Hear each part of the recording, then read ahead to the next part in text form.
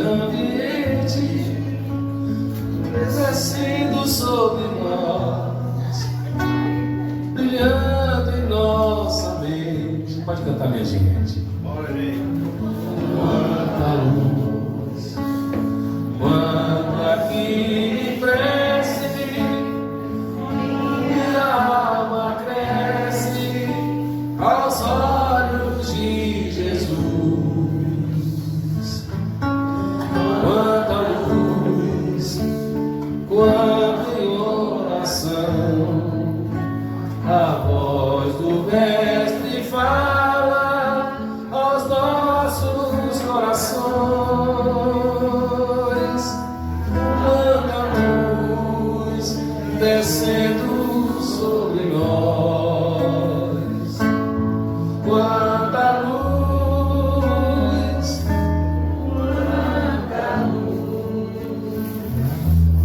quanta luz desse ambiente descendo sobre nós, brilhando em nossa mente.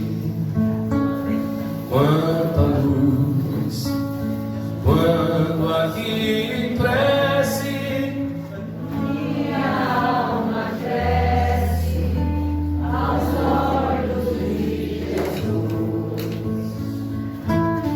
quanta luz descendo sobre nós, a voz do Mestre fala.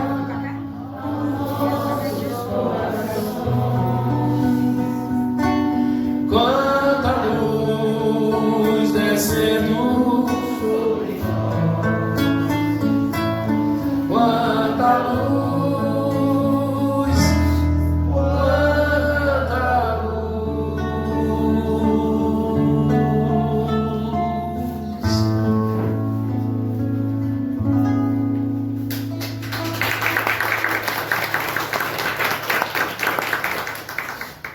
Segundo, eu tenho amor maior do mundo, como é grande o meu amor por você.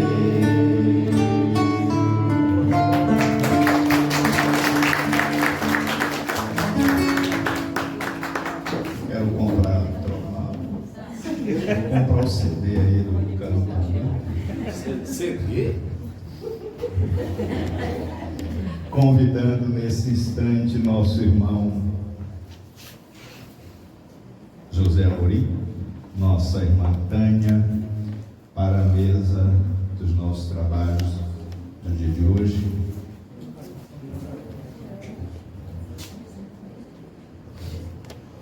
Gente, projeto Manuel Filomeno de Miranda. E aí?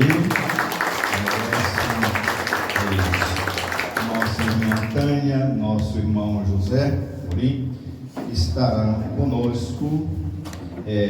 Vamos justificar aqui a ausência do nosso companheiro Ulisses Bezerra, que não pôde comparecer, o nosso irmão João também, por motivos outros que nós não vamos aprofundar aqui, mas foram motivos muito fortes.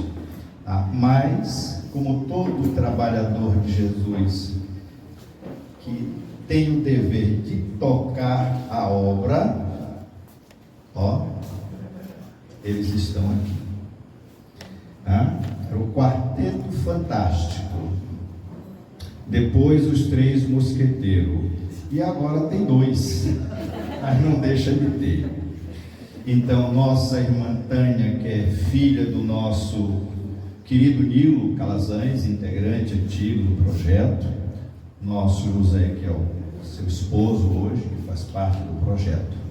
Projeto Manuel Filomeno de Miranda, surgido na Mansão do Caminho em maio de 1990, por orientação espiritual, para dar suporte mediúnico, orientação, tratamento espiritual na área mediúnica, doutrinária, socorro aos desencarnados, com uma profundidade muito grande, que até hoje eu não vi conteúdos maiores.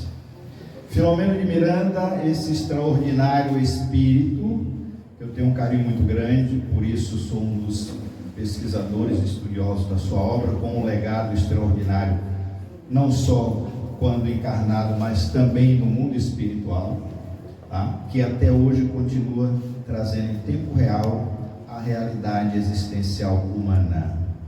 Tá? Então, hoje nós estamos aqui para beber nesta fonte. E o Cristo Paz e Caridade tem o prazer e o carinho de receber todos vocês. Tá? Então aqui nós temos Wagner, nós temos Bilibal, nós temos São Sebastião, temos Cruz das Almas, temos Feira de Santana, temos Valença, temos Santo Amaro, mais alguém? Castro Alves, e tem Salvador, tá vendo? Todo mundo aqui hoje. Então sejam todos bem-vindos, bebam na fonte. O seminário vai desenrolar na condução deles. As perguntas, vocês têm aí, por favor, os bloquinhos e as canetas. Anotem a pergunta de vocês para no intervalo, né, o pessoal responder com precisão. Não saiam com dúvidas, por favor. Bem, tema do seminário. O último seminário que nós fizemos foi nos bastidores da obsessão. Praticamente a primeira obra de Filomeno de Miranda, um alerta total. Vamos falar dessa obra extraordinária, se não me falha a memória, lançado em julho, 15 de julho de 2002, não? 1974, reedição, pronto. Que traz uma história extraordinária, de profundidade, que é preciso que nós fiquemos alerta. É muita coisa boa. Então, nesse instante, eu vou convidar aqui Dona Lídia, compareça aqui para um breve tópico do nosso Evangelho, para que possamos... Alguém aqui faz Evangelho no lar, gente? Quem não faz Evangelho no lar está pecando aí perante a espiritualidade, viu? Então, nós ensinamos, orientamos, implantamos qualquer dificuldade, mas não dá para ir ao centro espírita em busca de Jesus e os Espíritos e não faz o Evangelho no lar. Fica algo meio pelo caminho, né? Nós vamos ouvir um breve tópico do nosso Evangelho, um trecho do nosso Evangelho, com leitura edificante, harmonizante da manhã de hoje. Em seguida, passaremos ao nosso evento. Qual é o nosso intervalo, Zé? Pronto. Aí vamos ter o intervalo às 10h30. Tem munguzá, tem pãozinho, tem chá, tem tudo ali, viu? Não se preocupe não. E ali tem muitos livros, ajudem a casa. Quero também informar que o livro do seminário foi pedido. Chegou em Feira de Santana, na Praça Press, na quinta-feira. E eles não puderam me entregar, porque ela mudou de galpão e está um pandemônio para localizar certas mercadorias. Entrei em contato com a editora, eles entraram em contato com a transportadora, entraram em contato comigo, só vai estar liberado terça-feira. Então, mas a obra do seminário está pedida também, né? Fiz um pedido razoável. Quem tiver interesse, deixa o nome, o contato, e nós entramos em contato e entregamos o livro, ok? Sejam bem-vindos, que Jesus nos abençoe. Vamos ouvir um trecho do nosso Evangelho. Bom dia. Bom dia. Eu não sou muito familiar. O microfone eu prefiro vocês. Caiu como para reflexão para a gente o capítulo 16, não se pode servir a Deus em amor. Instruções espíritas, a verdadeira propriedade. O homem só possui em plena propriedade aquilo que lhe é dado levar deste mundo. Do que encontra o chegar e deixar o partir, goza ele enquanto aqui permanece. Forçado, porém, que é a abandonar tudo isso, não tem das suas riquezas a posse real, mas simplesmente o usufruto. Que é então que ele possui? Nada do que é de uso do corpo, tudo que é de uso da alma.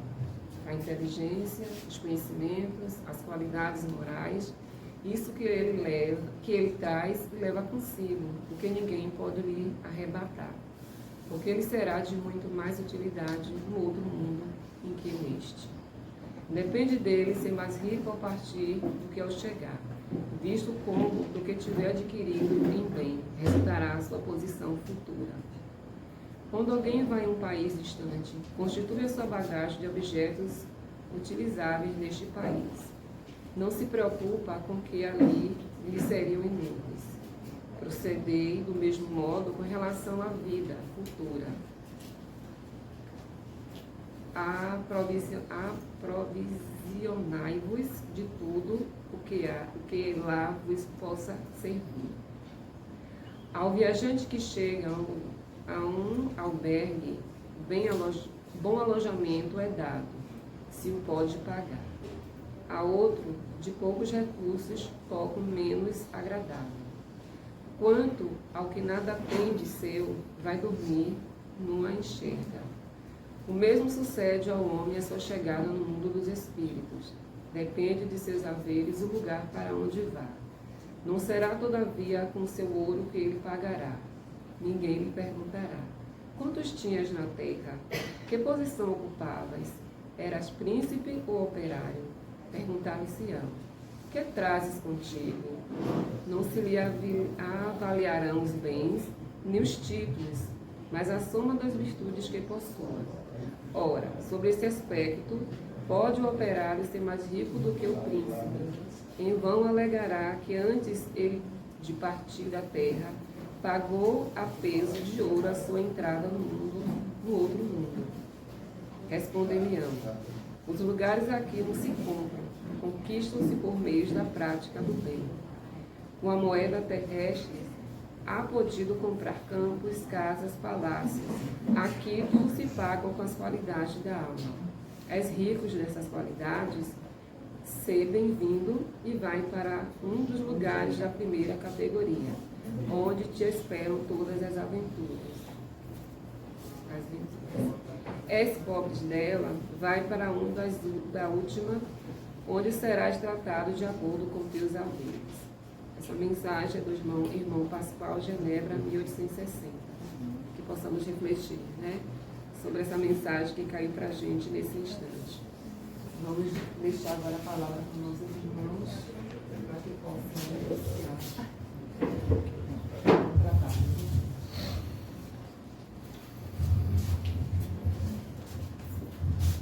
Bom dia a todos e todas. Bom dia. Uma alegria enorme retornar à cidade. Já é o terceiro ano que estamos aqui para realizar um seminário.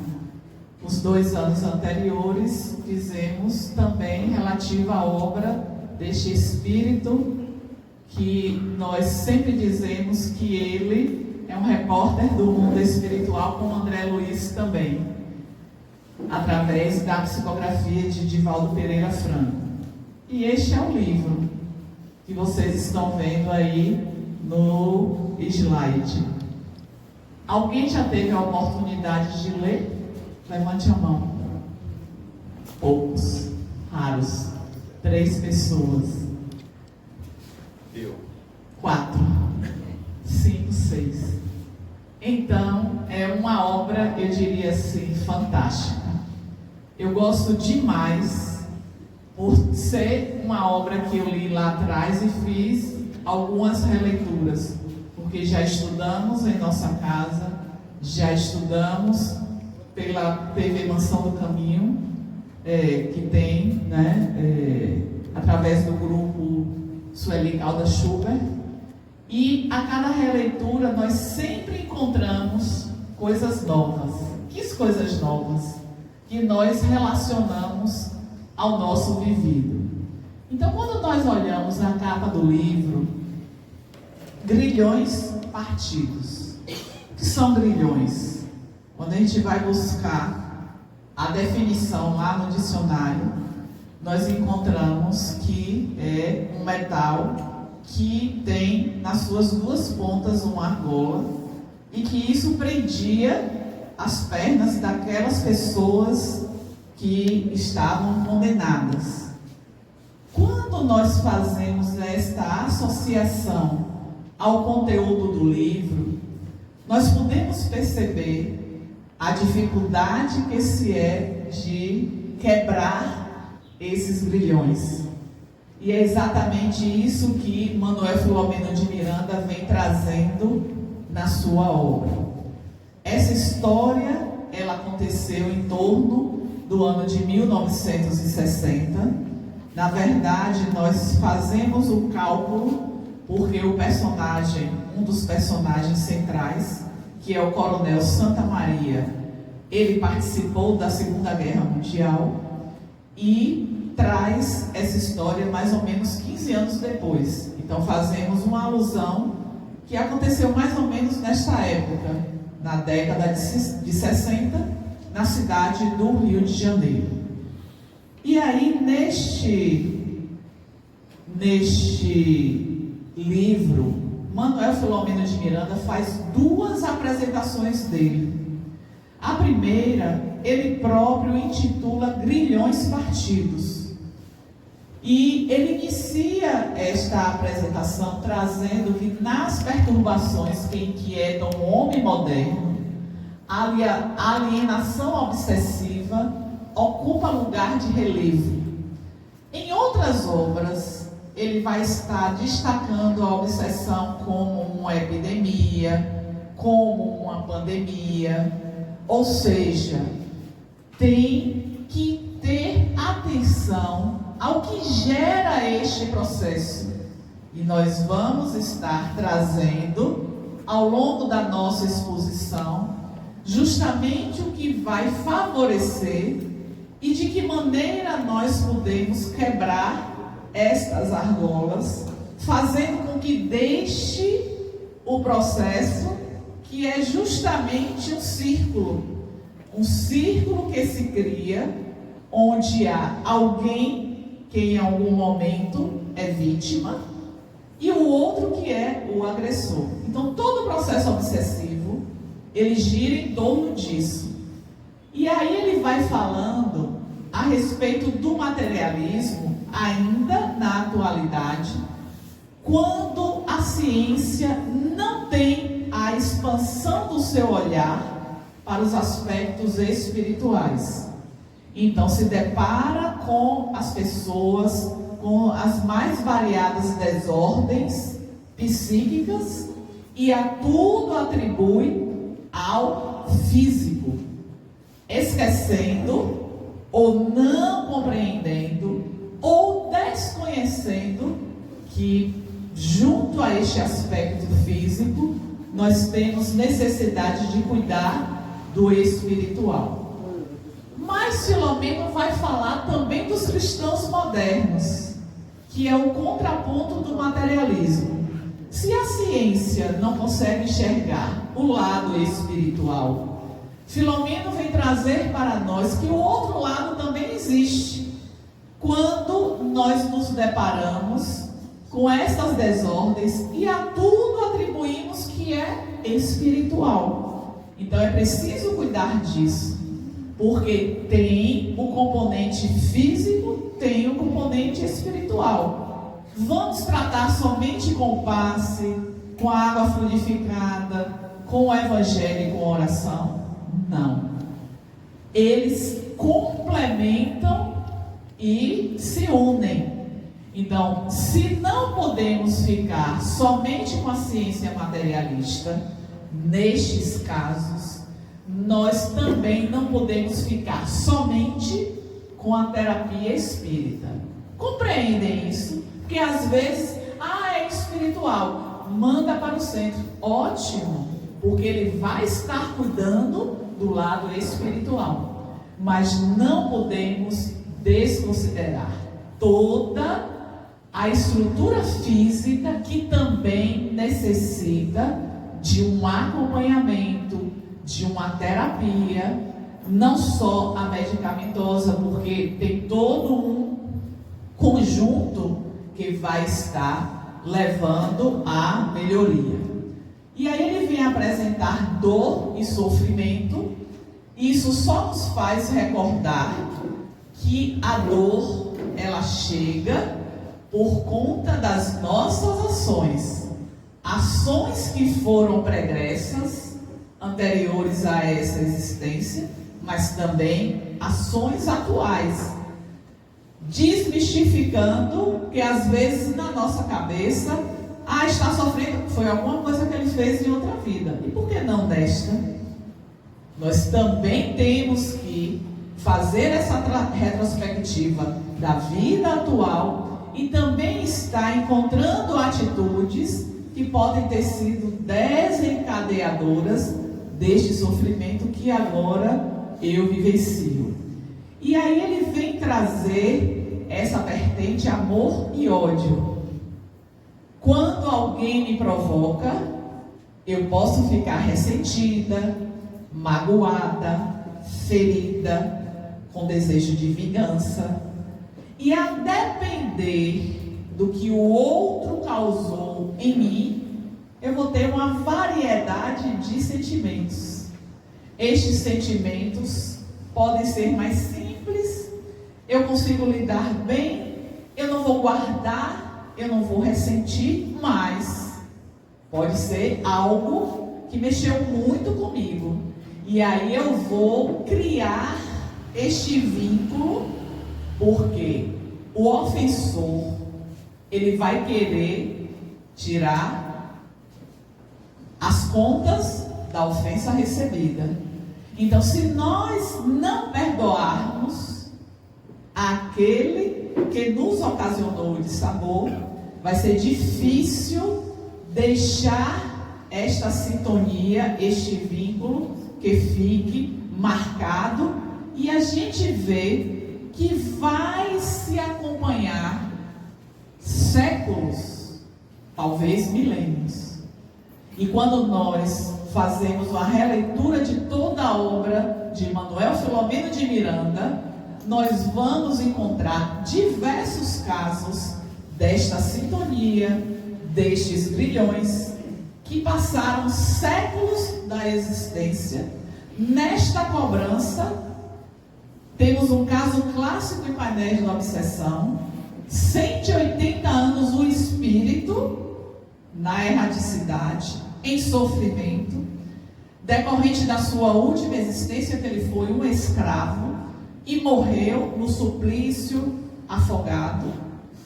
E o seu ofensor, o senhor de escravo encarnado, 180 anos depois, ele estava lá, aguardando a morte, ele internado, com problemas pulmonares, já na sua última instância, e ele lá, quando a mãe chega, para tentar amenizar aquela aflição que ele guardava.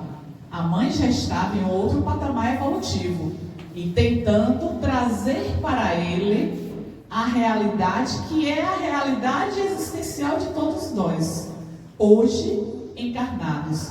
Quando fizermos a nossa viagem, estaremos levando os frutos daquilo que fizemos a semeadura nesta existência, nas outras existências. Então, todo cuidado é sempre importante para a nossa visão, para que esses grilhões não fiquem cada vez mais fincados no outro e a gente tenha mais dificuldades. Podemos raciocinar, 180 anos, e estava ali o espírito com aquele ódio, aguardando o desencarne para poder sugar e atormentar.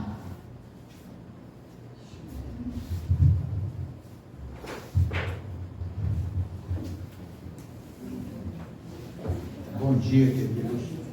Bom dia. Cada pouco trabalha meu amigo Alberto aqui. Prazer enorme estar participando com vocês desta manhã, onde estamos aqui nos propondo a estudar, conhecer, né, essa obra segunda, o Benfeitor. Ela se diferencia da primeira, né, nos bastidores da obsessão, onde a gente vê que o benfeitor vivenciou, né, com José Pitinga, ele vivenciou a experiência encarnado. Lembramos disso? na União Espírita Baiana, ele ia, visitava a família, Soares, né? Então ele participou na vivência física, encarnada. E esta obra, ele já tinha desencarnado.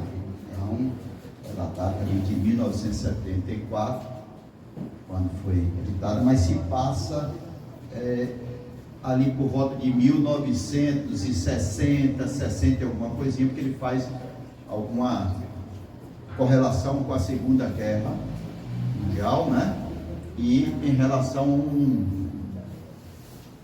um depoimento, uma fala dele, dizendo que na reunião que já tinha passado 18 anos da guerra e o espírito ainda estava naquele processo. Então a gente vai ver que isso vai em 1944, 45, 1960, mais ou menos, é quando essa trama aqui acontece, né? E a gente vai ver desse primeiro slide algo assim muito importante neste conteúdo da obra, que alguns estudiosos das obras de Manuel Filomeno de Miranda a consideram assim uma obra extremamente importante, toda essa obra. Mas essa, alguns desses, né, estudiosos consideram que é um material de profundo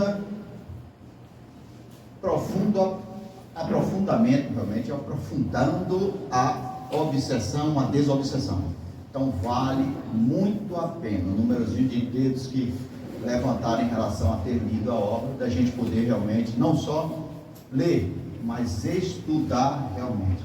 Aquilo que Tânia tinha conversado inicialmente, Manuel Filomeno de Miranda, para nós, desenvolve o papel de um repórter do mundo espiritual, trazendo as realidades do mundo espiritual, o que nos acontece, o que poderá nos acontecer, caso a gente esteja seguindo ou trilhando por tramas tão atuais.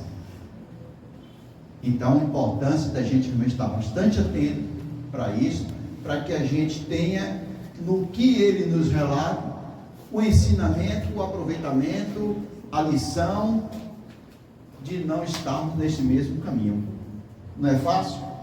A gente, conhecendo as ciladas, conhecendo as problemáticas, podemos estar tomando os devidos cuidados para não cairmos nas mesmas armadilhas, não é?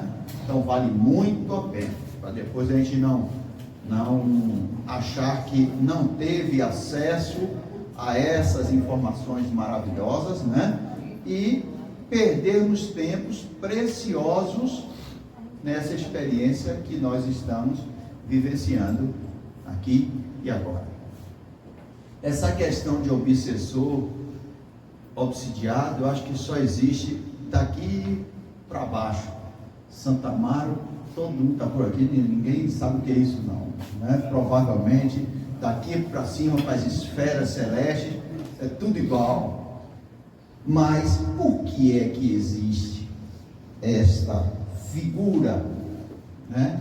Porque ainda estamos neste processo de obsidiar, de sermos obsessores de alguém.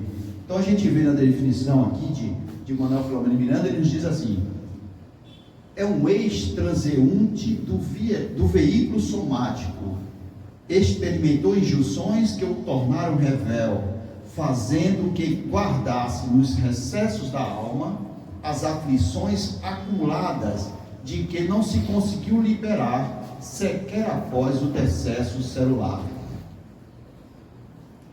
Alguém como nós, que vivemos aqui na condição física, nessa experiência física, material, e planejamos ou idealizamos algo a fazer que, de alguma forma, não condizia, não deveria condizer com a nossa condição de saber o que fazer. Realmente todos nós temos inscritos, né, a questão 621 de O Livro dos Espíritos, onde está escrito: as leis de Deus, vossa consciência. Então todos nós sabemos, mas pelo livre-arbítrio, muitas vezes nós vamos querer o caminho mais curto, entre aspas, os atalhos que nos levam a resultados melhores com menor esforço, não é verdade?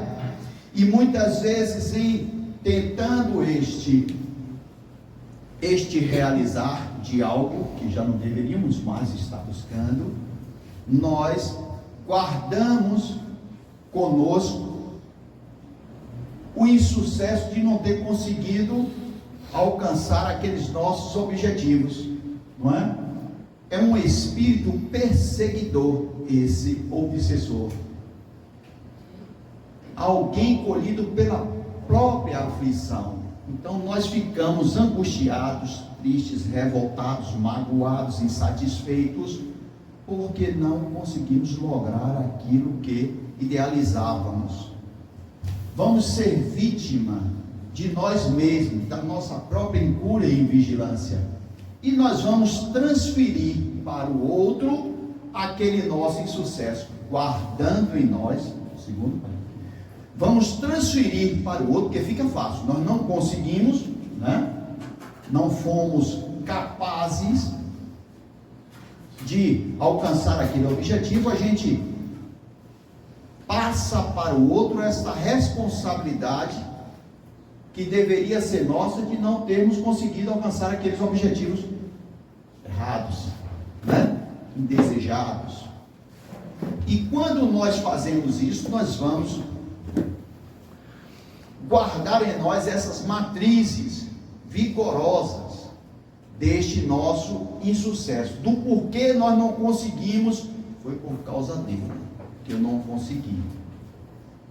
Naquele intento nosso, estava envolvido outras pessoas, por certo, e algo não deu errado, a gente transfere aquele nosso insucesso para a presença, para a participação, para o estar ali naquele dia e horário, naquela situação, alguém. Então nós vamos nos imantar, através dessa sintonia psíquica, ao aparente verdugo, ou aquele que eu vou considerar como verdugo. Foi causa dele, foi por causa dele, não é isso? Conservando no íntimo as matrizes de culpa. É ele o culpado, foi ele o culpado, foi por causa dele, e aí eu vou guardar isso, que constitui verdadeiros plugs, são como se fossem os códigos de barra que vai fazer com que eu me conecte com ele facilmente, mais facilmente, para a sincronização perfeita entre a mente de quem se crê dilapidado e a consciência dilapidadora, gerando então os pródromos do que mais tarde se transformará em psicopatia obsessiva, a crescer na direção infamante de conjugação irreversível.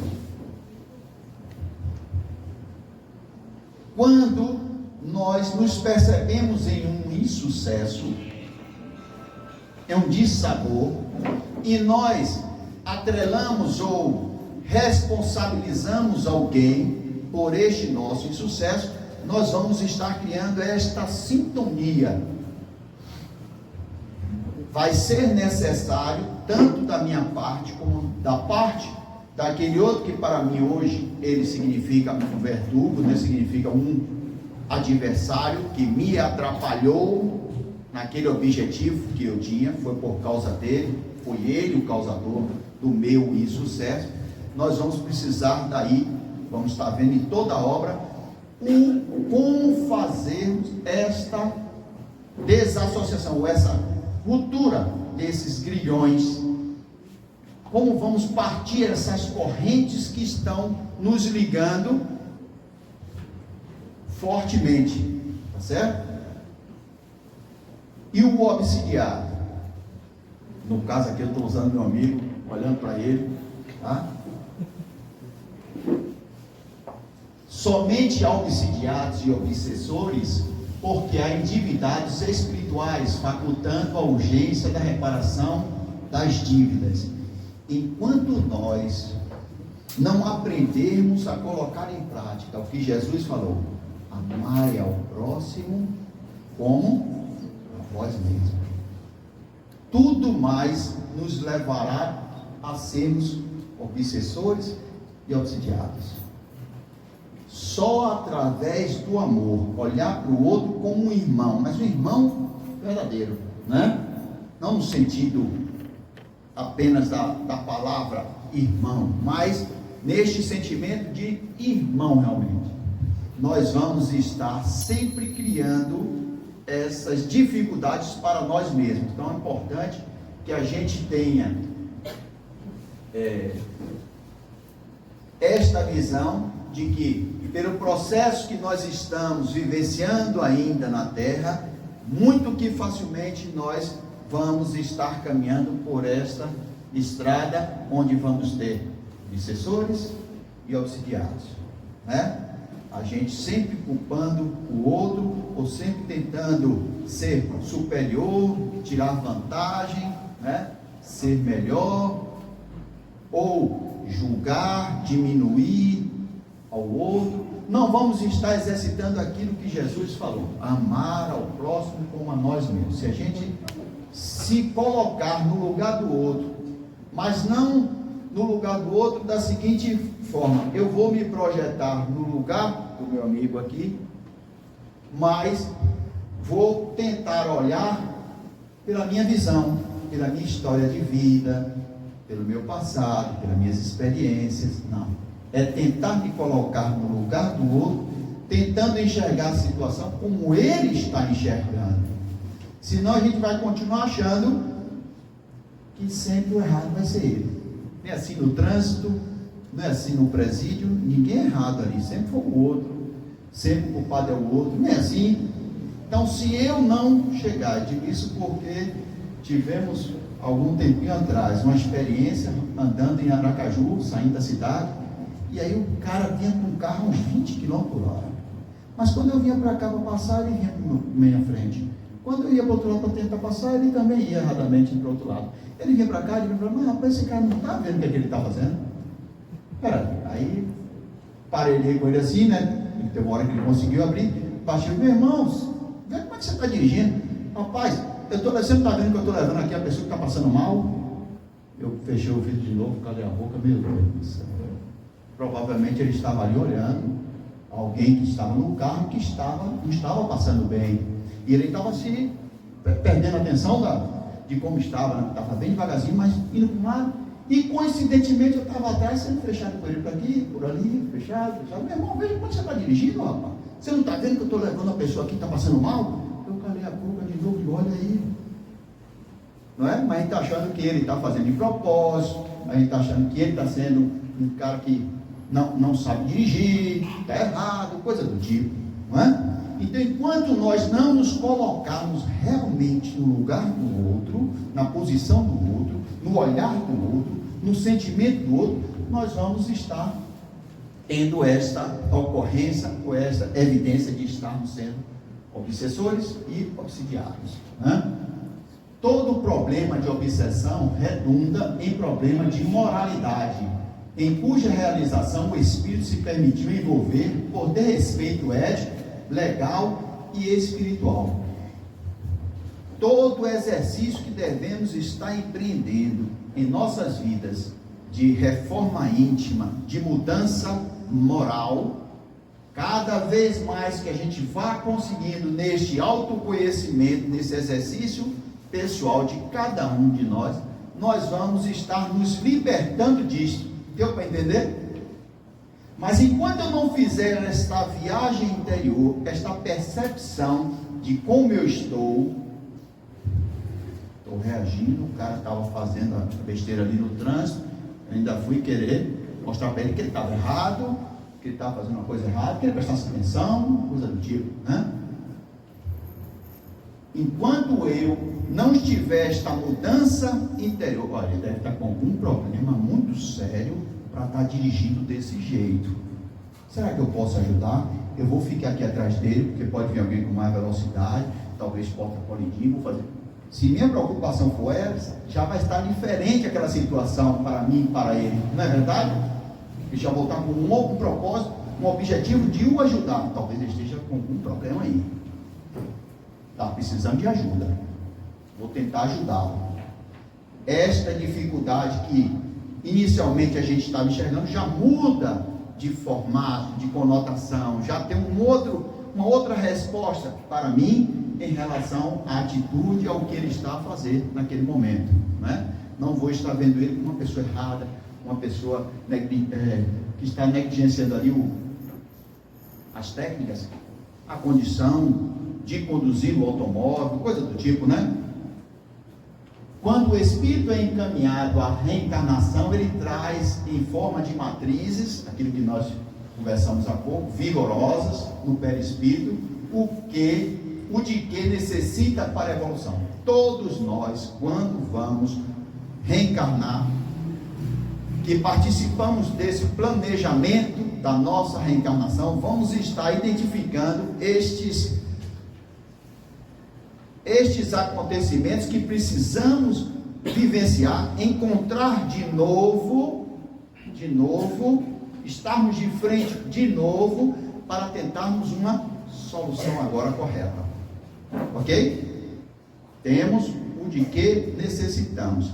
Daí a importância, nós vamos falar mais à frente, mas eu vou dar só uma pincelada. Daí a importância da gente perceber que, se existe o obsessor e existe o obsidiado, não adianta a gente buscar o trabalho apenas do obsidiado, esquecendo do irmão, que não é irmão, na palavra é algum bem desejado, né? Tira de mim, não é assim? Afasta de mim isso, me liberta disso, não é isso que a gente quer?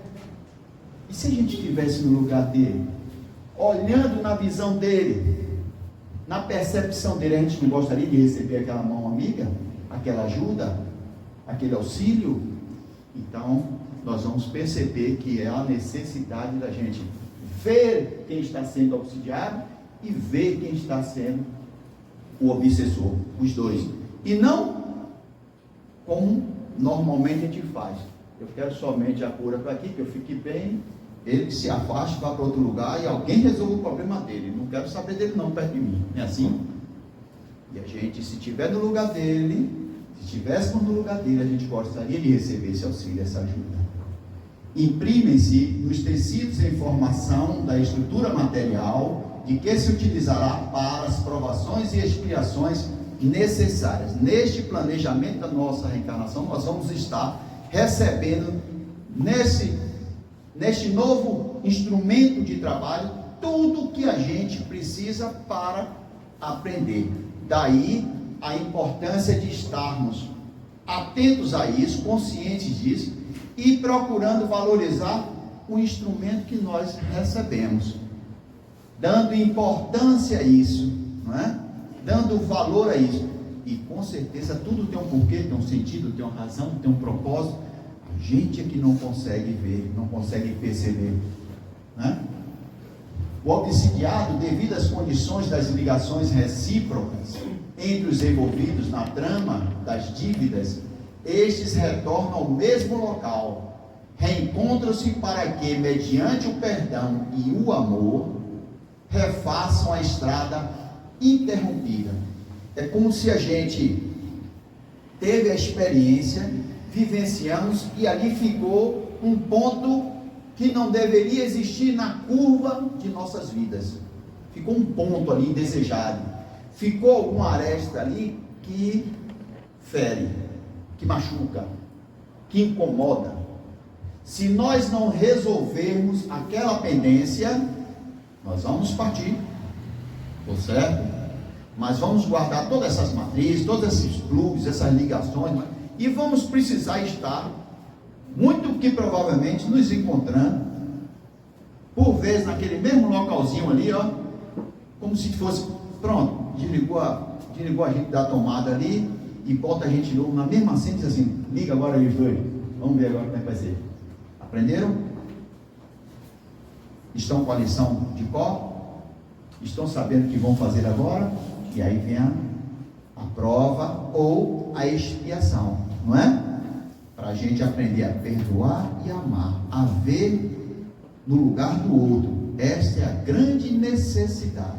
E se nós temos já de antemão o conhecimento disso, que a gente não desperdice essa oportunidade, achando que depois a gente resolve. Amanhã a gente resolve. Outro dia a gente... Não, na próxima reencarnação a gente resolve. Na próxima reencarnação, provavelmente nós vamos ter talvez um jurozinho aí a mais, né?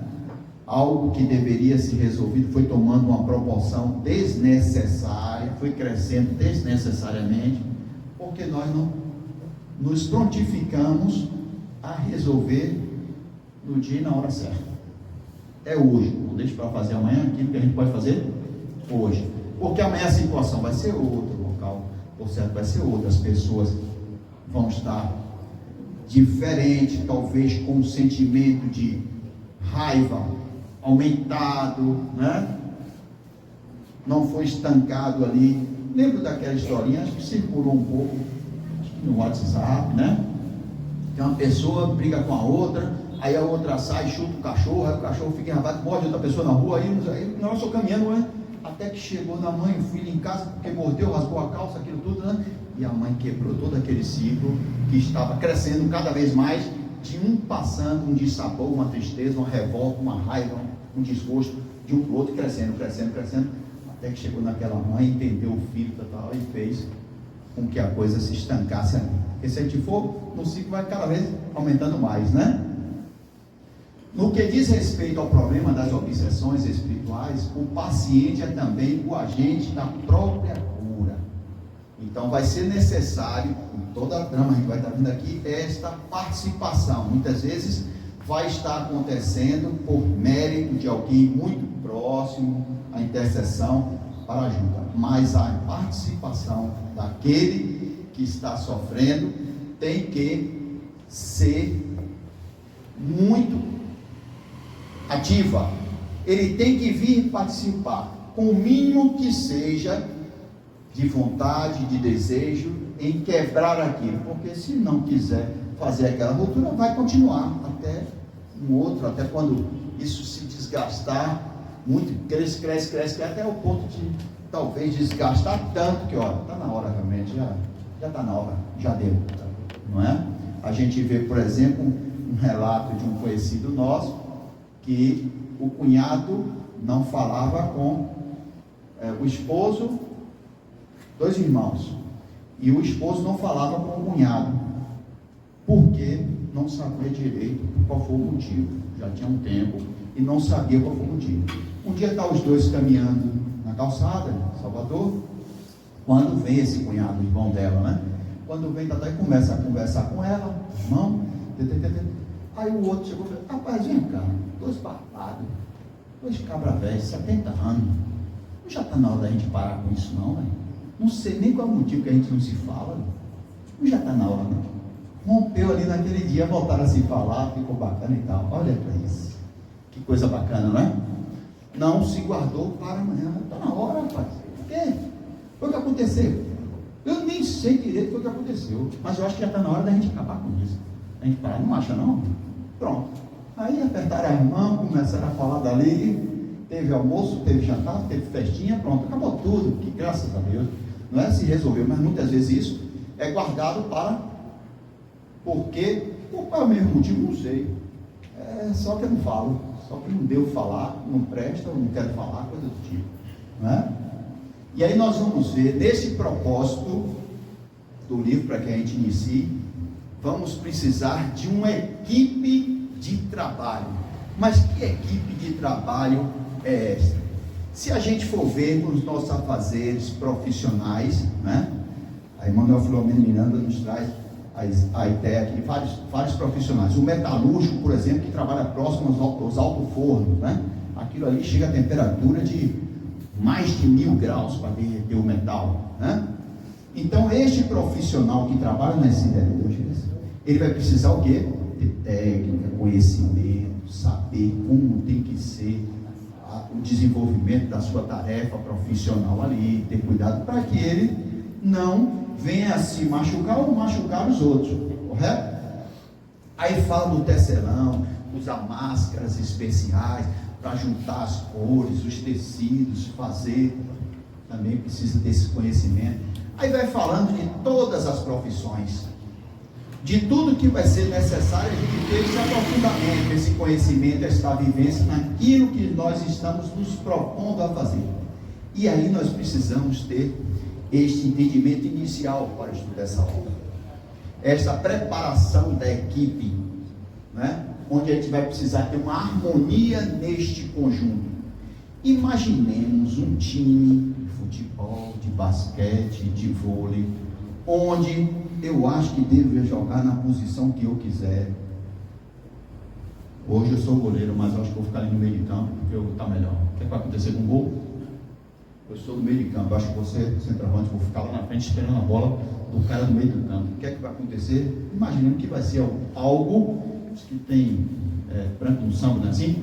Tem um branco no samba aí, vai ser algo diferente de um time organizado, não é isso? Para se propor ali a jogar e vencer a partida. Então, harmonia no conjunto. Nesta equipe que vai se prestar aqui, quantos trabalham em reunião mediúnica? Levante a mãozinha. Quantos trabalham em reunião mediúnica? Pouquinhos também?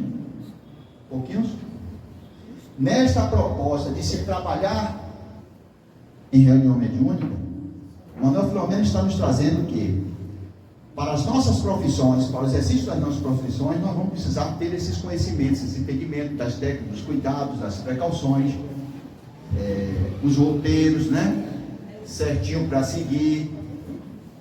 E quando a gente está falando em reunião mediúnica, onde o material não é material, é algo impalpável, é algo que a gente não consegue ver, né? É algo que a gente não tem o conhecimento de onde é que ele vai, onde é que ele pode querer ir. É intangível isso, né? Não vai exigir desta equipe muito mais aprofundamento, conhecimento, entendimento para o exercício desta prática mediúnica? A importância disso, porque o material de trabalho, a forma como vamos trabalhar é bem diferente de estarmos fazendo uma fornada aqui para fazer uma peça ou coisa do tipo ali com aquele aço fundido, por exemplo, né? Como é que nós vamos conseguir essa harmonia do conjunto na nossa casa? Para a gente poder frequentar a reunião mediúnica, nós devemos estar inseridos em algum trabalho voluntário da casa, ou seja, eu tenho que ter no cotidiano um convívio com o meu amigo ali da sala mediúnica, daquela equipe mediúnica, ser habitual isso, onde ele me conhece, eu conheço ele, onde nós temos uma relação de amizade, de afinidade, de entendimento, de percepções, né? Esse entrosamento, esta união, esta sintonia, né? Este conhecimento do outro. É importante que a gente participe na casa espírita desses outros trabalhos, né? Para que nós estejamos juntos em outras tarefas, não só ali dentro daquela equipe, não é? Imaginemos se a gente está num time de futebol, que a gente conhece ou não conhece ninguém, fomos escalados ali para o time, você vai ser o goleiro, você vai ser o meio, você vai ser fulano tal, você vai estar lá na frente. E aí a gente fala, mas eu não conheço quem é aquele, não sei como é que ele joga, como é que é o estilo dele jogar a bola, se é mais à frente um pouco, se é bem no pezinho, ou se é mais atrás que eu tenho que recuar para pegar. Se eu não tiver este conhecimento, nós não vamos ter essa harmonia de equipe, não é verdade? Para a gente entender, perceber como é que é o estilo do outro, como é que é o fazer do outro. Elevação de propósito. É importante que esta equipe esteja ali dentro da sala mediúnica, todos com o propósito de ajudar, de perceber a problemática, a dificuldade do irmão que estará sendo atendido ali no trabalho mediúnico. Nós vamos estar vendo aqui como obsessor, né? Perceber isso e todos terem uma visão de auxílio realmente, não mais aquela visão de ver o novo, ou ver o fantástico, ou ver o sobrenatural, né? O interesse pela novidade, pelo processo mediúnico em si, né? Mas sim pelo o que a gente pode conseguir como resultado naquele atendimento àquele irmão, certo? Conhecimento doutrinário, isso que nós estamos fazendo aqui. Importante que todos ali dentro daquela sala tenham este conhecimento doutrinário. Por quê? Se nas obrigações profissionais nossas, nós vamos precisar daqueles que conhecem a tarefa, a atividade, imaginemos dentro de uma sala dessa, conforme nós falamos, que é algo que nós não percebemos ou não enxergamos assim. Então vai existir talvez alguns acontecimentos ali que a gente vai precisar ter os direcionamentos, né, necessários para a solução, para resolver aquilo. E a concentração de estarmos presentes neste trabalho na sala. Como isso é importante, né? E quantas vezes nós deixamos o nosso pensamento sair ali da sala, com ele saindo, nós também estaremos saindo da sala. Então a coisa vai estar acontecendo, depois você pergunta algo, não vi não percebi isso não. Quando foi? Que hora foi isso? A gente não estava presente.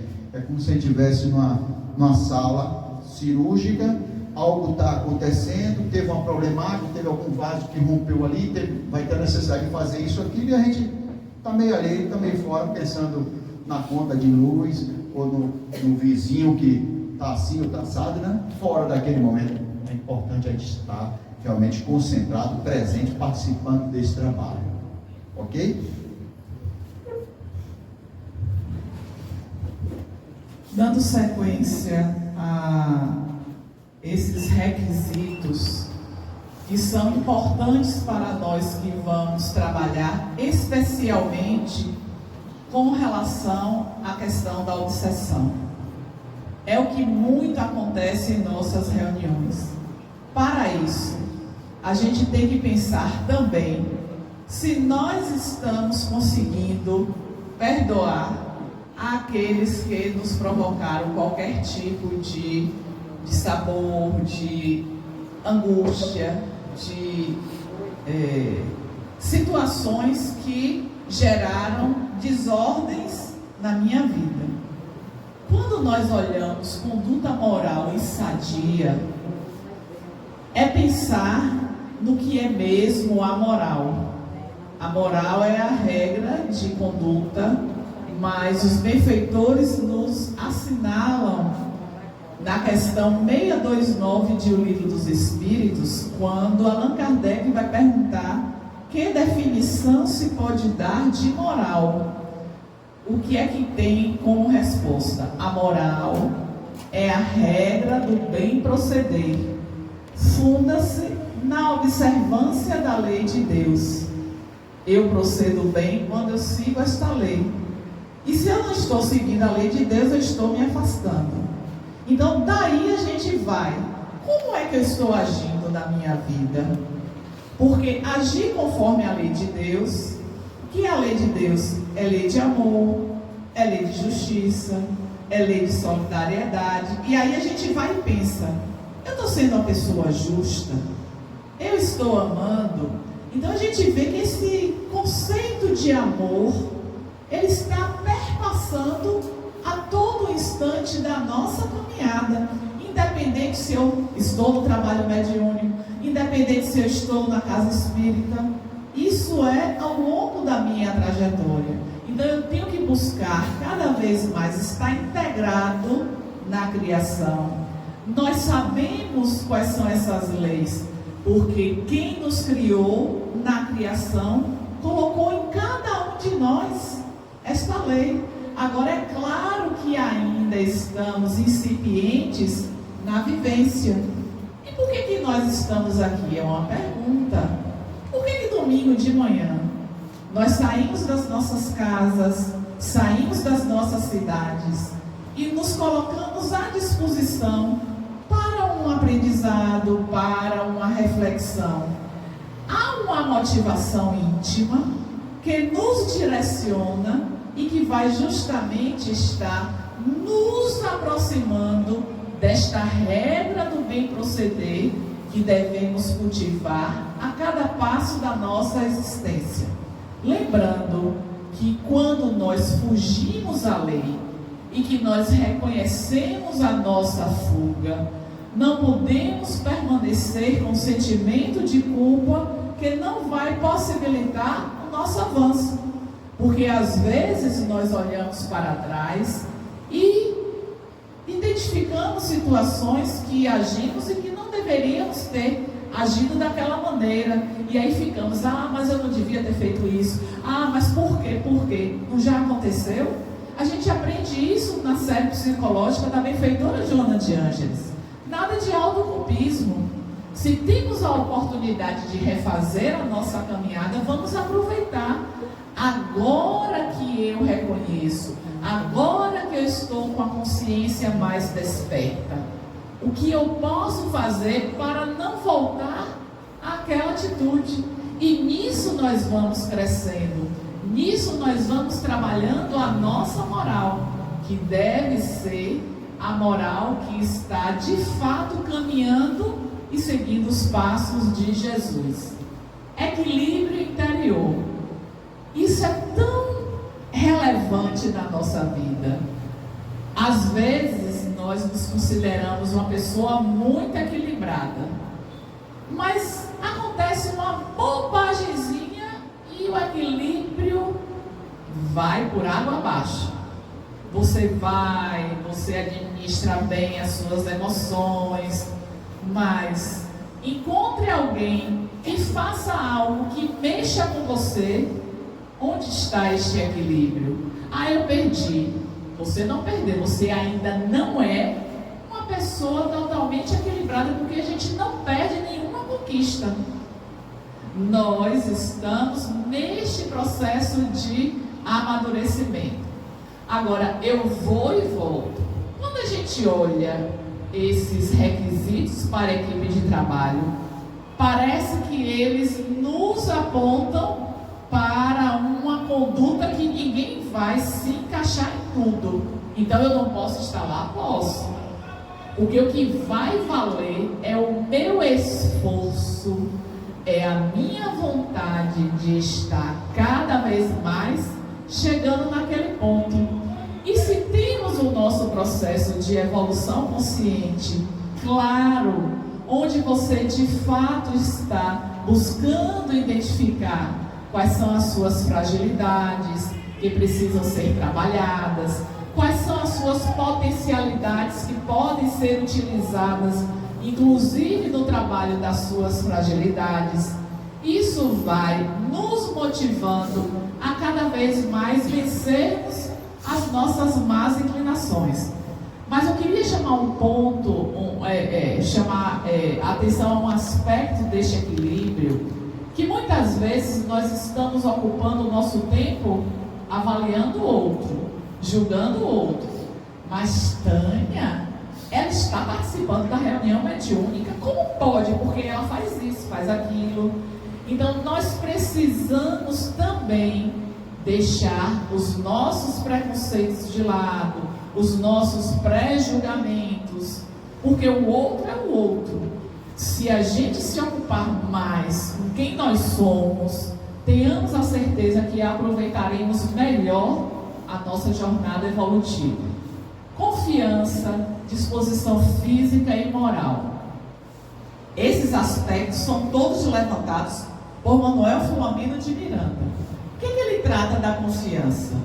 Ele vai dizer assim: todos estamos rodeados de espíritos, especificamente na reunião mediúnica, que nos atendem, que nos confortam, que nos orientam. Então, mesmo que a gente não veja, nós sabemos que este ambiente existe uma legião de espíritos, inclusive, que está fazendo tratamentos, que trouxe outros espíritos que precisavam ouvir alguns conceitos. Então nós precisamos ter essa confiança, uma confiança que vai estar dando sustentabilidade a todo o trabalho que vamos desenvolver. E quando fala da questão física, é algo que nós precisamos ter atenção, porque este domicílio temporário do espírito, ele precisa ser cuidado.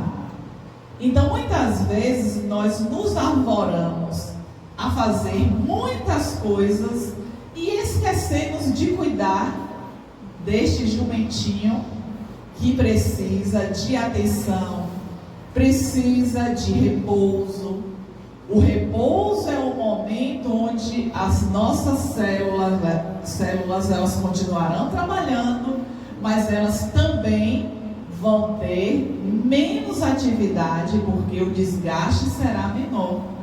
Então, cuidar deste domicílio temporário é estar favorecendo aquele tempo de vida que nós recebemos antes de reencarnar, para que possamos utilizar, desenvolvendo todos os projetos que foram destinados para nós na presente existência. Avaliemos a responsabilidade de nós que estamos inseridos neste trabalho, o quanto a espiritualidade está contando conosco. E se naquele dia, por exemplo, eu comi em excesso, eu vou ter dificuldades de uma maior concentração, que foi a fala anterior de Amorim, para que na minha atenção eu canalize melhor as energias que vão ser utilizadas pela espiritualidade para a operacionalização dos trabalhos. Porque uma reunião mediúnica não é somente aquele momento que o espírito chega, ele se comunica, ele traz a sua dor.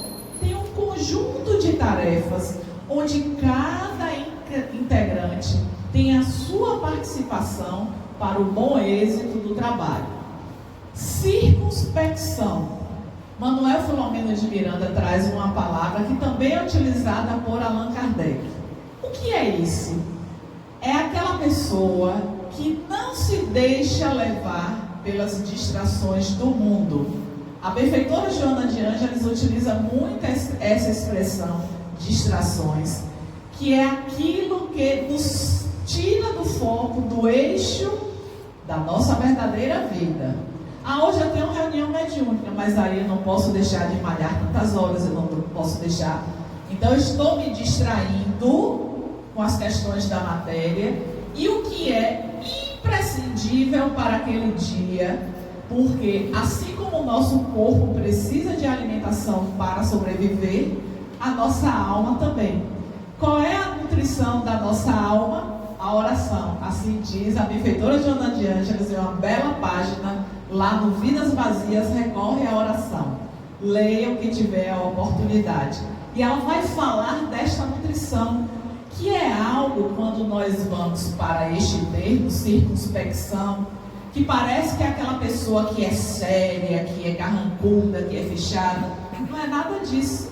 É a pessoa que tem a responsabilidade por aquilo que está desenvolvendo e levando a sério, ela sabe de tudo quanto precisa reunir para poder oferecer o melhor no desenvolvimento da tarefa. Finalizando essa equipe de trabalho, Filomeno coloca médios adestrados, atenciosos. Eu até pensei em mudar a palavra adestrados, depois eu digo, não, mas se ele está botando no livro, quem sou eu para tirar? Porque quando a gente ouve adestrado, a gente recorre a animal, né? Mas é assim mesmo que está lá posto. O que é médium adestrado? É a educação de todo o processo. Como é que nós educamos a mediunidade? Lembrando que o próprio Allan Kardec, ele vai estar definindo o médium no capítulo 14, ele inicia com o item 159. Todo aquele que sente, num grau qualquer, a influência dos espíritos, é por isso mesmo médium. Então, médium todos nós somos, mas uns estão mais à frente em termos de ver, ouvir, falar, psicografar. É o que nós chamamos de médiuns ostensivos. Estes ostensivos, eles precisam de mais atenção na sua educação, exatamente para conhecer o que é o fenômeno, conhecer a doutrina espírita, conhecer o Evangelho de Jesus. Porque quando nós nos fundamentamos, por exemplo, com o Evangelho, se eu sou médium, eu estou recebendo o Espírito, que ele apresenta características que, no meu julgamento, mas fez isso, fez aquilo, porque o médium, quando é consciente, ele às vezes corta determinadas mensagens que precisariam ser passadas por um pré-julgamento. Então, nós vamos educar a mediunidade, educando-se, conhecendo, aprofundando, mas acima de tudo, buscando a vivência do Evangelho de Jesus. Aí sim nós estaremos mais preparados para o exercício. Lucidez para os diálogos. Essa lucidez, ela vem exatamente com este desenvolvimento da nossa moral, com essa busca incessante de seguir os passos de Jesus. E lembrando, estamos em um planeta de provas e expiações. O que caracteriza esse planeta? Allan Kardec apresenta lá no Evangelho segundo o Espiritismo. O mal predomina sobre o bem. Com a predominância do mal, isso significa, mas eu sou uma pessoa tão boa, eu não sou uma pessoa má. Em algum momento, se nós fizermos lá uma retrospectiva, nós tivemos uma atitude que não foi uma atitude boa. E vamos identificar, se eu sou egoísta, a atitude de um egoísta é uma atitude má, quando ele só pensa nele. E aí, quando a gente lembra do que Emmanuel escreve lá no Evangelho sobre o egoísmo, chaga moral que impede o progresso da humanidade. Uma chaga é uma ferida que precisa de tratamento. E esse tratamento pode demorar. E o quanto ele demora, às vezes nós passamos tantas existências, fomos preparados no mundo espiritual para trabalhar o egoísmo, e quando chega aqui, olha lá o egoísmo, olha a manifestação. Vamos para um exemplo assim bem comum. Estamos participando de algum evento que tem, vamos usar aqui, a hora do lanche. Eu tenho que sair correndo para poder pegar a melhor parte. Isso é egoísmo ou não é? Aí eu lembro de uma amiga espírita, expositora. Ela disse que certa feita ela chegou para um evento. E vocês podem imaginar, acho que em Santa Maria não tem problema de estacionamento, né? Mas em Salvador. Aí ela chegou para um evento e viu que alguém que chegou na frente dela, estava também para estacionar, tinha um lugar na porta, a pessoa que estacionou foi para bem distante. E ela chegou e estacionou ali na frente. Ela disse, oxe, o que foi que aconteceu? E aí quando a pessoa veio, ela curiosamente perguntou, mas por que você não estacionou? Porque eu cheguei cedo, eu tinha vaga mais lá na frente. Quem chega mais atrasado vai precisar de vagas e tem aqui uma vaga logo na frente. Nós fazemos isso? Muito provavelmente não. Então são esses processos corriqueiros do nosso dia a dia que a gente não se dá conta de estar agindo no automático, porque todo mundo faz isso, eu também faço isso, e que vem nos chamar a atenção sobre esta necessidade de ter uma visão para primeiro estar lembrando do outro. Aí está ali na hora do lanche, eu gosto disso, mas aquilo. Mas será que dá para todo mundo se eu pegar tudo que eu gosto? E o que é que a gente observa? Às vezes fazemos um prato enorme pelo olho, que a gente não vai comer tudo e depois nós desperdiçamos. O desperdício vai comprometer a harmonia, a organização de um planeta. Talvez a gente não veja isso diretamente, mas indiretamente sim. E a pontualidade. Isso é fundamental para o trabalho. Por quê? É claro que nós temos situações que acontecem, que são imprevistas e que podem gerar naquele dia algo que fuja a esta pontualidade. O que é que importa em tudo isso? É o quanto eu estou me esforçando para ser pontual àquele compromisso. Sabe por quê, gente? Uma reunião mediúnica, ela acontece de lá para cá. A equipe responsável, ela não começou a preparar aquele trabalho no dia e na hora da reunião. Foi um preparo feito com antecedência, com cuidado. Então, por que nós, os instrumentos, vamos ficar colocando as questões do imediatismo como prioritárias? É claro que a gente não pode se furtar, por exemplo, uma mãe que tem um filho pequeno, que na hora de sair, ele corre, isso já aconteceu comigo, mamãe, não vá, e aí começa a chorar. Tinha 5 anos na época, hoje tem 30. E aí você fica naquele dilema, aquilo já vai lhe atrasar, porque você não pode largar o seu filho, tchau, eu estou indo para uma reunião mediúnica. Isso não vai acontecer. Então tem todo um processo para que você possa convencê-lo, deixá-lo harmonizar. Porque se você não fizer isso, você também não vai estar em harmonia no trabalho e vai comprometer a boa ordem do trabalho. E Manuel Filomeno de Miranda vai também falar a respeito do grupo familiar. Ele coloca essa expressão também no livro, que é justamente o envolvimento de todos aqueles que fazem parte do processo para o deslindar das obsessões. Família é instituição divina, com planejamento que antecede esta vida física e que tem por objetivo o crescimento espiritual de todos os seus membros. Só quero fazer um parênteses, que no planejamento da nossa reencarnação, uma das etapas é a escolha da família. Então, se eu chego numa família que tem um pai, que tem uma mãe, meu pai, ele é péssimo, meu pai me abandonou, aí foi uma escolha dele, ser péssimo e abandonar. Por quê?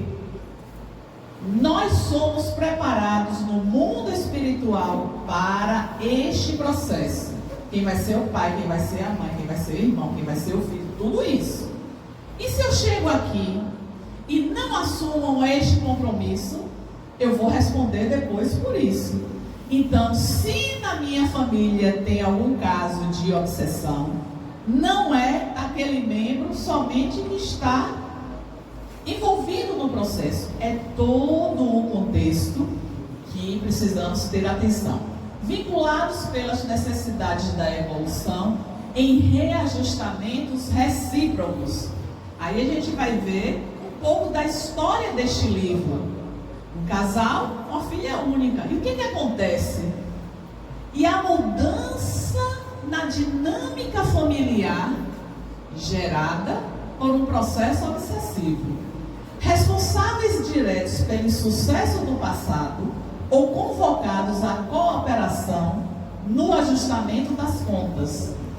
Enquanto não se tiver consciência de que eu sou responsável naquele contexto e ficar como Amorim trouxe, não foi ele, não.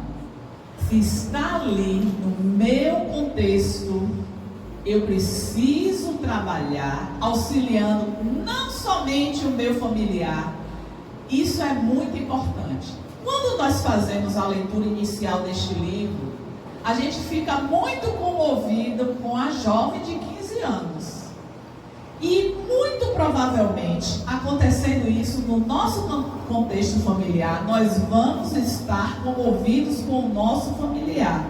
E esquecemos, gente, que o obsessor, ele também precisa de atenção, porque ele se encontra ferido, e a ferida que foi aberta nele, nós não temos a dimensão. Então é preciso ampliar este nosso olhar de compaixão por aquele que também precisa de cuidados.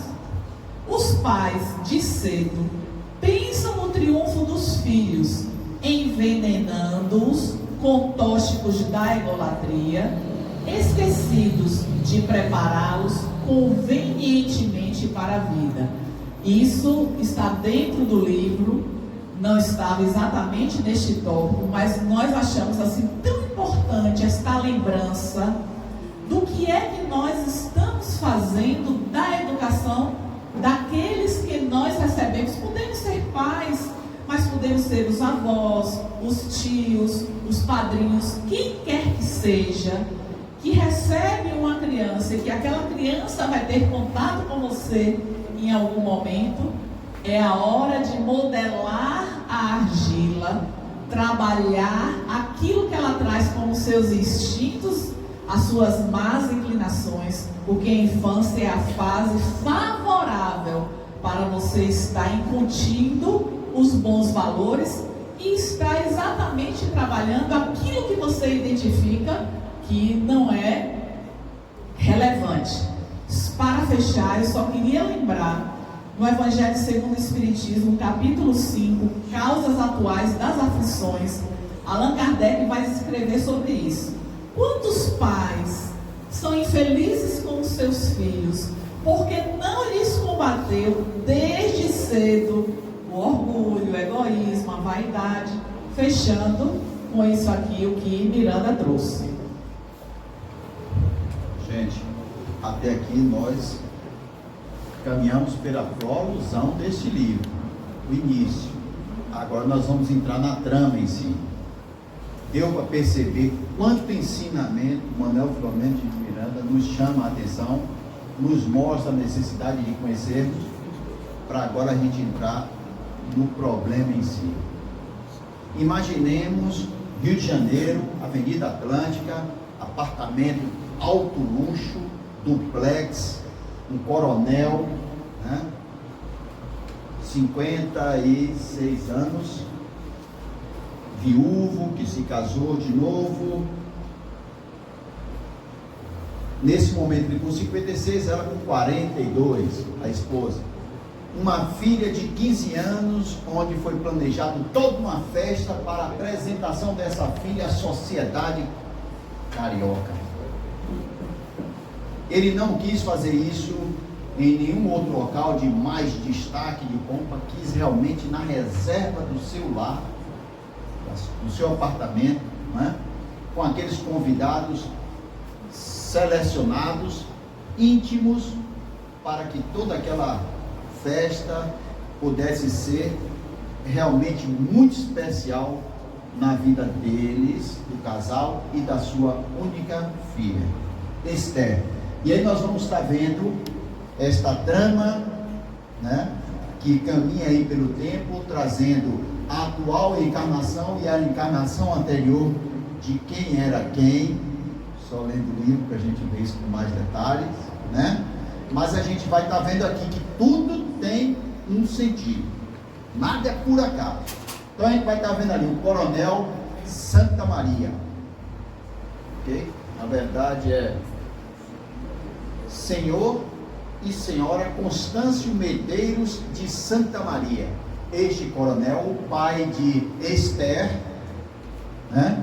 Nós vamos estar vendo outro personagem, Matias, o terrível, o obsessor, espírito, já no mundo espiritual, né?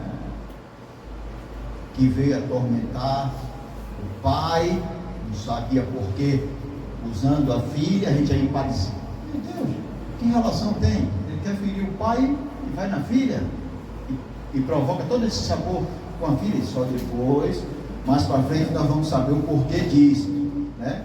Não é por acaso. Josefa, irmã de Matias, Margarida Santa Maria, a mãe de Esther, hoje esposa do Coronel Santa Maria, certo? Dona Margarida. Dona Abigail, a mãe de Matias e de Josefa. O Matias, por coincidência, era baiano. O apelido dele era baiano, tá? Era baiano mesmo. Nós vamos estar vendo ali Monsenhor Severo Augusto dos Mártires, na reencarnação passada, não é? O Coronel Santa Maria, A matrona portuguesa viúva, aí em Portugal, Dona Eduardina, hoje Esther, né? Nós vamos estar vendo Matias, um jovem, bonitão, sedutor, que ficou doente, saiu da cidadezinha dele lá em Portugal e foi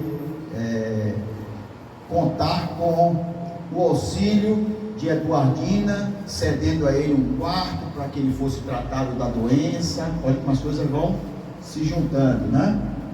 Dom Casimiro. Aí nós vamos saber Esther, que na anterior, Dona Eduardina Rosa de Montalvão de Alcantilato, né? Josefa, irmã de Matias, Maria do Socorro, né? Grávida do Casimiro, do bonitão, do jovem bonitão, uma jovem ainda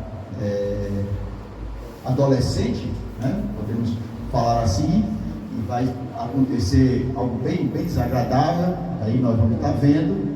Dona Abigail, a mãe de Matias e de Josefa, que foi a filha órfã gerada do relacionamento de Dom Casimiro com Maria do Socorro, que ela se envolve, Dona Eduardina, com um religioso, né, que era o Monsenhor Severo Augusto, que faz toda uma trama para condenar o Dom Casimiro, vai preso, né, morre logo, e a filha deles, ela vai para um convento, fica como se fosse presa realmente. Isso era muito comum no passado, talvez hoje ainda existe um pouco disso, né?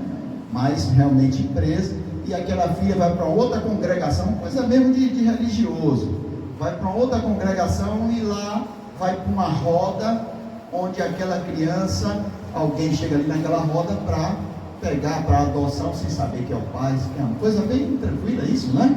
Coisa bem simples, mas foi mais ou menos assim. E Margarida, que era mãe de Esther na atual reencarnação, casada com o Coronel Santa Maria, e que era também a mãe de Eduardina na reencarnação passada, mas já estava no mundo espiritual quando Eduardina ainda estava encarnada, ok? Era do mundo espiritual, uma pessoa de alto valor, né? De altos valores morais, ok? Nesta festa de apresentação da filha, então tudo muito bem preparado, quando os convidados já haviam chegado, desde a recepção, quando foi anunciado que a filha estaria descendo as escadarias para a grande sala do apartamento, para ser apresentada para a sociedade carioca, alta sociedade carioca. Então chegou aquela festa, alegria, coisa dos sonhos. Imaginemos aquele negócio de novela, não é? Coisa dos sonhos, tudo muito preparado, as comidas, o cardápio, as bebidas, né? A ornamentação, tudo preparado com muito bom gosto, com muita antecedência. A Esther desce, para o encanto de todos, uma fata, 15 anos, menina que era adorada no colégio que ela estudava, pelos mestres, pelos colegas, né? Ela se preparava para fazer o curso de filosofia, que era o desejo dela, né? Então, toda amorosa, maravilhosa, é apresentada quando o pai pede, em um determinado momento, que ela faça um solo ao piano, em homenagem, em agradecimento à presença de todos que ali estavam. Ela vai se sentar no piano quando algo acontece, se estremece, ela olha para o pai, os olhos bugalhados já, se levanta, vai até o pai. Isso é o primeiro capítulo, que tem um título de A Agressão. Vai até o pai e lhe dá uma bofetada. Imaginemos um doce de menina, um anjo, maravilhosa, amada, bem educada. Foi antes desta festa para um curso de etiqueta, com modelos, com boa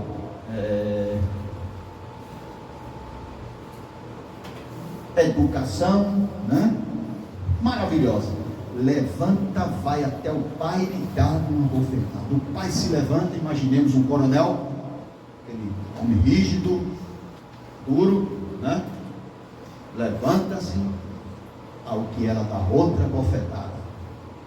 Ele revida, ela começa a gritar palavras de baixo calão, xingamentos, começa a dar uma crise, ou seja, a festa praticamente acabou ali.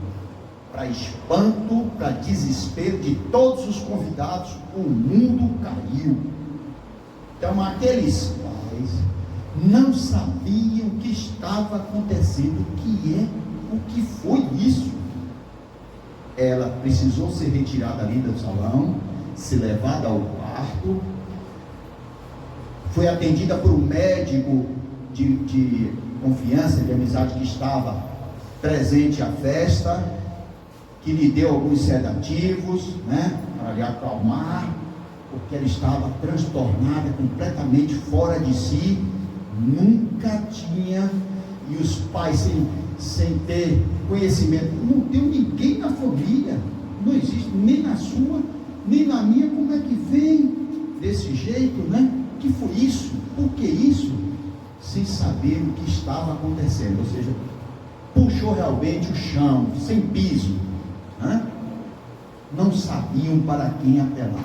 Aquele médico examinou a Esther, deu esses calmantes, esses sedativos, mas não parava, e orientou para que ele procurasse no dia seguinte realmente um especialista, um médico que pudesse dar uma assistência mais específica.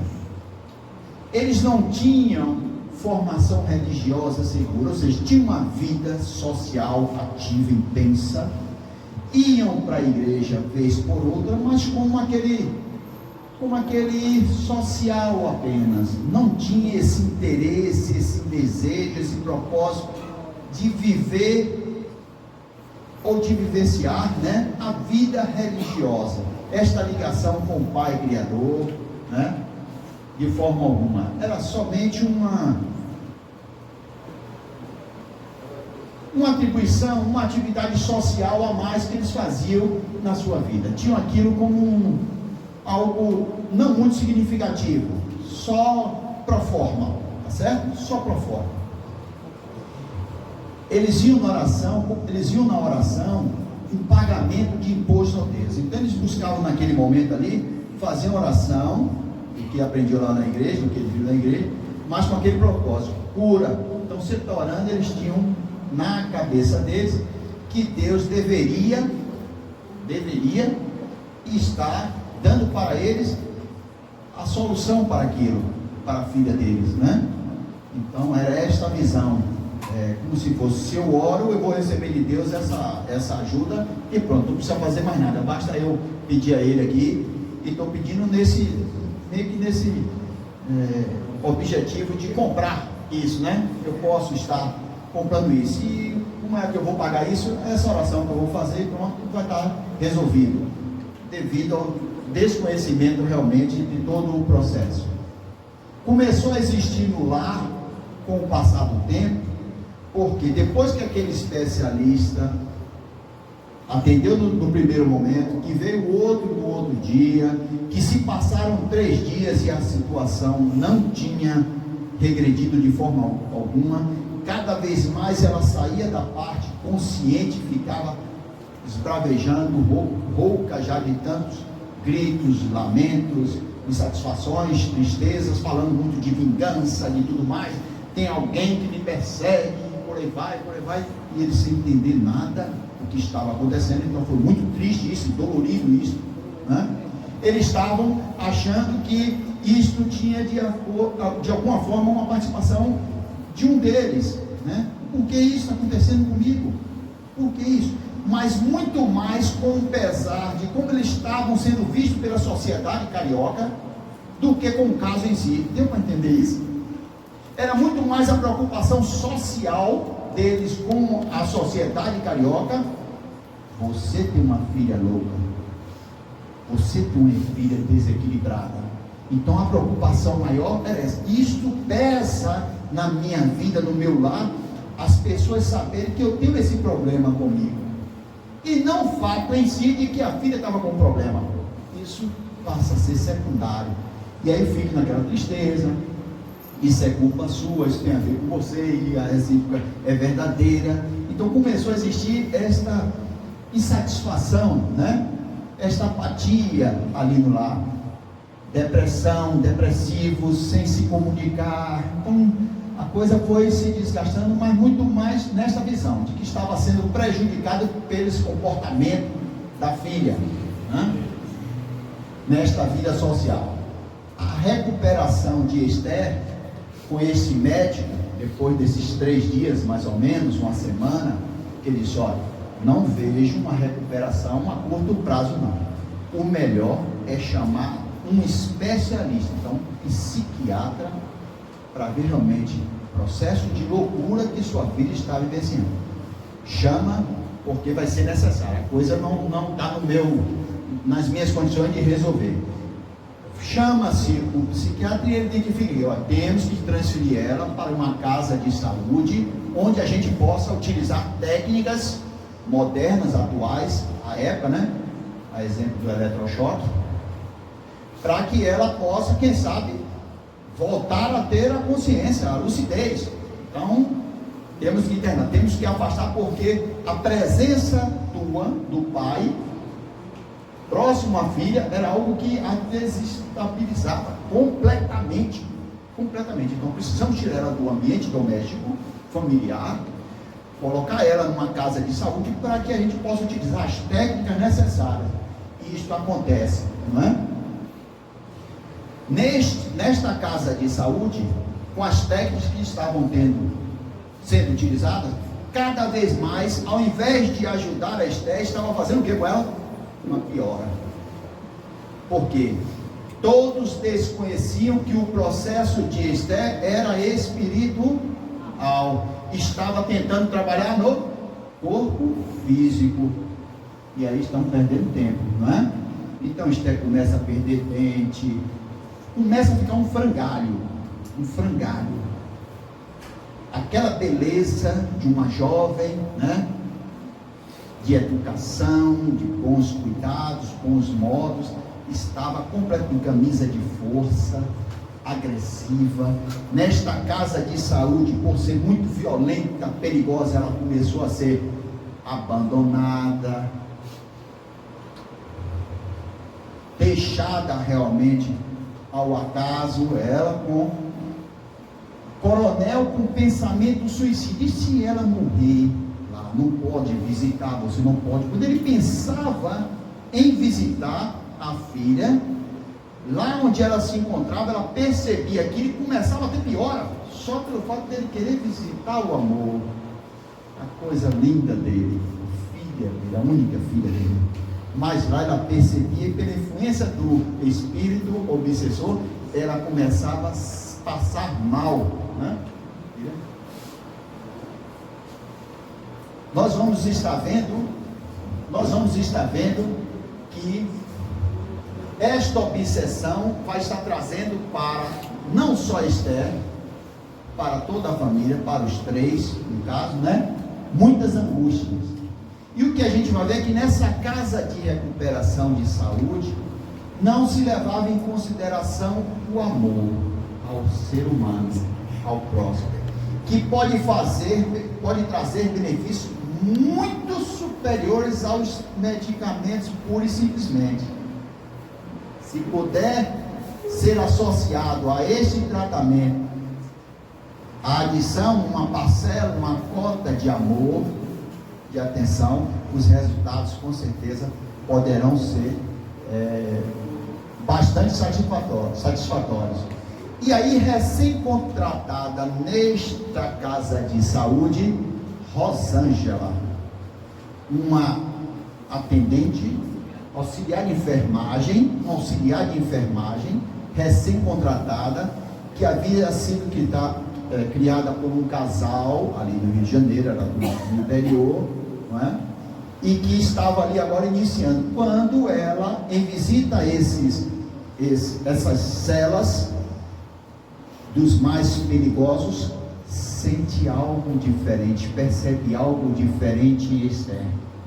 Aquelas pessoas que são colocadas na nossa vida com este propósito, com esse objetivo, com este olhar diferente da maioria, percebe algo diferente, tinha algo diferente em Esther, né? Se liga afetivamente a Esther, dá essa parcela de amor, de carinho, de atenção a Esther, que os outros já não davam mais por cansaço, por fadiga, já não davam mais. Raros profissionais procuram a inspiração divina frente às doenças complexas. Nesta casa de saúde, isso era regra. Então, frente a estas complexidades, quantos casos nós conhecemos de pessoas? Como é que está vivo ainda? Terminal esse problema dela. Isso é coisa para um mês, para uma semana. Como é que está vivo ainda? Não é? Então, estas palavras, oração, Deus não está nos tratados da medicina, nos tratados médicos, não tinha esta vivência, esse entendimento, ou se enxergava esta possibilidade, essa existência de que algo poderia ser direcionado por ali para ter resultados bons, satisfatórios. Então eram feras cuidando de feras, pessoas que eram escolhidas mais pela força física do que por qualquer outro tipo de necessidade, era para dominar as feras, né? Então estava faltando ali este sentimento de amor, de carinho, de atenção no tratamento de Esther, dentro desta casa de saúde. Vamos ficar por aqui, vamos fazer um intervalozinho, e a gente volta com esse trama, como é que ele vai estar sendo desenrolado daqui para frente, certo? Bem, gente, nós vamos agora chamar o nosso amigo Lombardi. Vocês vão ter aí o intervalo. As perguntas, por favor. Vamos responder no intervalo? Não? No final? No final. Tem muita coisa para falar. Mas aqui eu vou olhar agora quem é que vai correr para chegar primeiro na fila do lanche. Você observou ficar sentado? Bem, quantos minutos? Vocês vão ter aí mais ou menos 25 minutos para o lanche, viu? Olha, isso, o casal precisa comer também.